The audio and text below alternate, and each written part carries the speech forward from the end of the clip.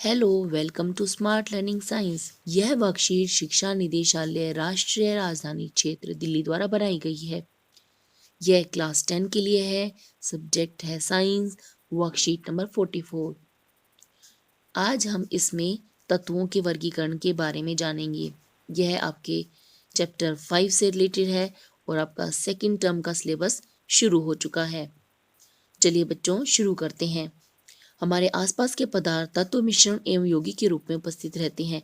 तत्व ऐसे पदार्थ हैं जो एक प्रकार के अणुओं से मिलकर बने हैं। उदाहरण है सोडियम, सोना, मैग्नीशियम आदि। अभी तक 118 तत्व ज्ञात हैं। इनमें से केवल 98 तत्व प्राकृतिक रूप में पाए जाते हैं। हमारे आसपास उपस्थित सभी पदार्थ अनेक प्रकार के अणुओं से बने हैं और ये अणु किसी तत्व के हो सकते हैं या मिश्रण के या फिर ये यौगिक के अणु हो सकते हैं। अभी तक 118 तत्वों की खोज हो पाई है। ये सभी तत्व अलग अलग गुण दिखाते हैं और इनके गुणों को याद करना मुश्किल होता है। इसीलिए वर्गीकरण किया जाता है। वर्गीकरण की आवश्यकता। वर्गीकरण क्या है और इसे करना क्यों आवश्यक है, इसको जानने के लिए हमें इस पैराग्राफ से इसका उत्तर मिलेगा। तत्वों को सुव्यवस्थित ढंग से पढ़ने के लिए और उनके अध्ययन को आसान बनाने के लिए वर्गीकरण किया गया। वर्गीकरण करने का मतलब होता है समूह बना लेना।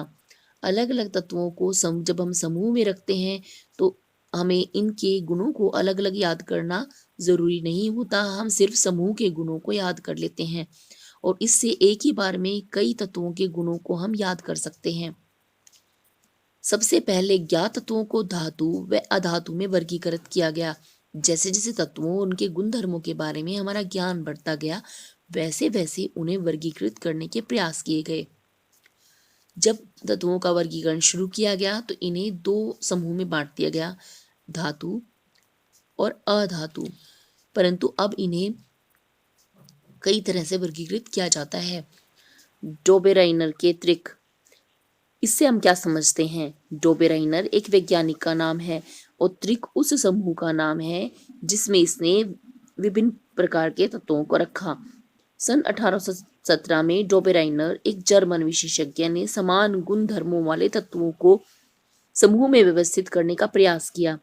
जब तत्वों को उनके बढ़ते हुए परमाणु भार के अनुसार क्रमवार लगाया जाए तो 3 तत्वों के समूह प्राप्त होते हैं जिन्हें त्रिक कहा गया। त्रिक के मध्य तत्व का परमाणु भार अन्य 2 तत्वों के परमाणु भार का माध्य होता है। यहाँ पर 3 समूह बने हुए हैं। प्रत्येक समूह में 3-3 तत्व हैं, इसीलिए इसे त्रिक कहा जाता है। प्रत्येक समूह के त्रिक में उपस्थित तीनों तत्वों के परमाणु भार लिखें और उसका माध्य निकालें तो उसका माध्य मध्य वाले तत्व के बराबर मिलता है। इसी प्रकार देखा गया कि इन तीनों समूहों में ऐसा होता है। तो डोबेराइनर ने ये माना कि हम 3-3 तत्वों के समूह बना सकते हैं और पहले और तीसरे परमाणु तत्व के परमाणु भार से हम बीच वाले परमाणु भार को बता सकते हैं। परंतु यह समय के साथ फेल हो गया क्योंकि 3-3 तत्वों के समूह बनाना आसान नहीं था। उदाहरण के लिए लिथियम, सोडियम और पोटेशियम वाला त्रिक जिनके परमाणु क्रमांक 6.9, 23 और 39 है। जब हम लिथियम और पोटेशियम के परमाणु भार जो कि 6.9 और 39 है उसका हम औसत निकालते हैं तो वह 22.95 के बराबर आता है, जो कि लगभग सोडियम के परमाणु द्रव्यमान के बराबर है। सीमाएं। डोबेराइनर उस समय तक ज्ञात तत्वों में केवल 3 त्रिक ही ज्ञात कर सके थे, इसलिए त्रिक में वर्गीकृत करने की यह पद्धति सफल नहीं रही। उस समय में बहुत सारे तत्व थे लेकिन उन सभी को समूह में व्यवस्थित नहीं कर पाए।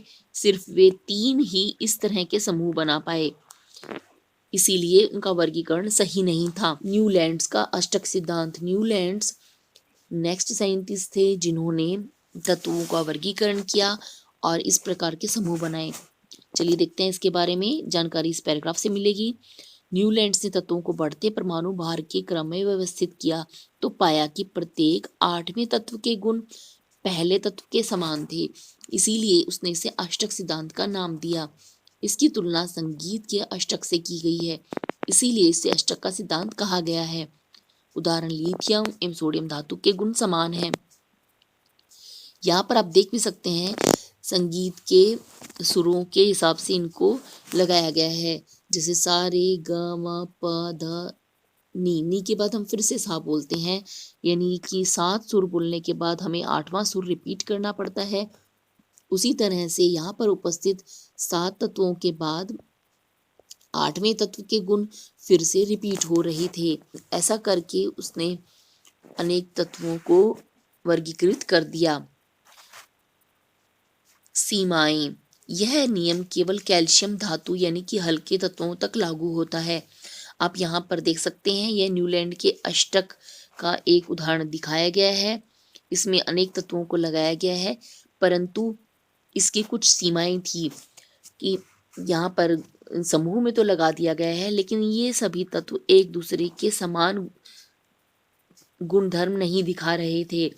जब इनके गुणधर्मों को देखा गया तो केवल कैल्शियम तक यह समूह बनाए गए समूह सही थे, इसके बाद वाले समूह सही नहीं थे। नए तत्वों के गुण इस सारणी से मेल नहीं खाते थे। समय के साथ नए तत्व खोजे गए और उन्हें इस आवर्त सारणी में जगह दी गई, परंतु ये पाया गया कि जो नए तत्व हैं वे पुराने वाले समूह से मेल नहीं खाते हैं।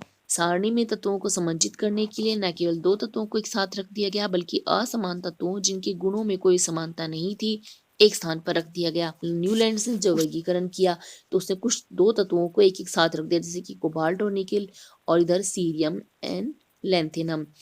परंतु ये दोनों तत्व एक स्थान पर रखना सही नहीं था, क्योंकि ये दोनों तत्व अलग अलग हैं, इन्हें अलग अलग स्थान मिलना चाहिए। कुछ असमान तत्व, जैसे कि आप यहीं पर उदाहरण में देख सकते हैं, फ्लोरीन क्लोरीन को कोबाल्ट निकेल के साथ रखा गया है। फ्लोरीन और क्लोरीन दोनों अधातु हैं, जबकि कोबाल्ट और निकेल धातु हैं। तो इनके गुण धर्म आपस में मेल नहीं खाते थे, फिर भी उन्होंने एक ही समूह में इन्हें रख दिया। आओ अब अभ्यास करें। अब इससे संबंधित प्रश्न करते हैं। प्रश्न 1 है, तत्वों का वर्गीकरण करने की आवश्यकता क्यों थी? हमारे आसपास के पदार्थ तत्व मिश्रण और यौगिक के रूप में उपस्थित रहते हैं, और ये सभी 118 तत्वों से मिलकर बने हैं। इन्हें इनके गुण धर्मों के बारे में ज्ञान बढ़ाने के लिए इन्हें वर्गीकृत करने की आवश्यकता थी।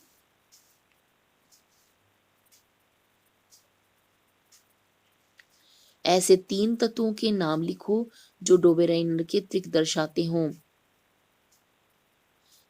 लिथियम, सोडियम और पोटेशियम। न्यूलैंड्स ने तत्वों को 8 तत्वों की क्षैतिज पंक्तियों में विभक्त किया। सत्य असत्य, यह सत्य है। न्यूलैंड्स के अष्टक नियम की 2 सीमाएं लिखिए। यह केवल कैल्शियम धातु तक लागू होता था। नए तत्वों की गुण इस सारणी से मेल नहीं खाते थे, और तत्वों को समंजित करने के लिए 2 तत्वों को एक स्थान दे दिया, और असमान तत्वों को जिनमें कोई समानता नहीं थी एक ही स्थान पर रख दिया गया।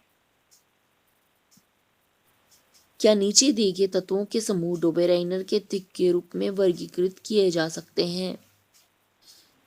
सोडियम, सिलिकॉन और क्लोरीन। इस प्रश्न को करने के लिए हम सोडियम का द्रव्यमान लिखेंगे, जो कि है 23। क्लोरीन का द्रव्यमान है 35, और इन दोनों को हम इनका माध्य निकालेंगे।